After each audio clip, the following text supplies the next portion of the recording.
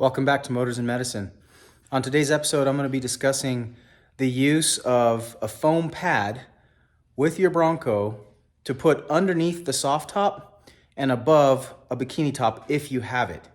Now, if you guys remember on a prior video from a while back, I showed you that I had purchased a bikini top that's permanent on this Bronco. It's always in place and it serves as a kind of a sunblock and a wind block, right, when I'm driving without the top. However, I soon realized that it would help a little bit with some of the road noise whenever the top was down. And I thought, I wonder if I could eliminate more road noise. So I actually went out and did a little test. I used a decibel meter and I drove my Bronco at about 50 miles an hour and took some decibel readings without any type, just the bikini top and the top closed. And it was averaging about somewhere between 84 and 87 decibels in the cab.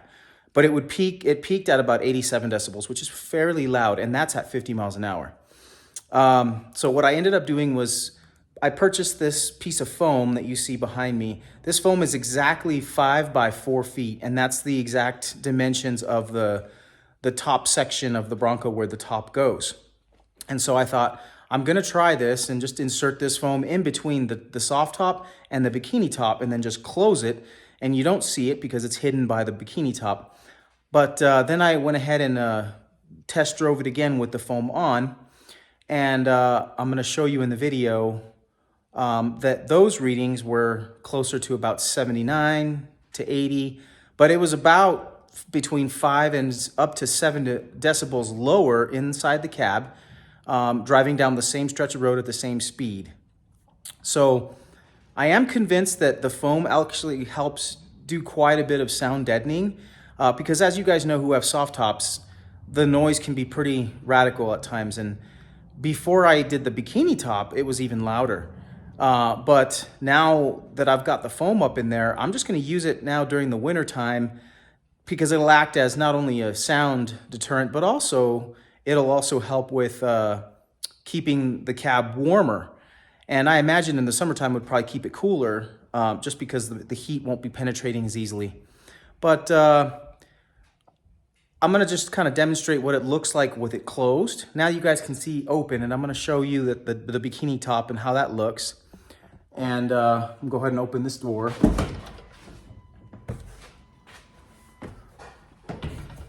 So as you guys can see, there's the bikini top right there. It acts kind of it basically holds this foam up. Now this foam, I just picked this up on Amazon. It was just a 60 inch by 48 inch or 5 by 4 foot. So then you just basically make a cut at the top to accommodate for the latches, and then it just closes. So now I'm gonna close it and show you how it looks closed.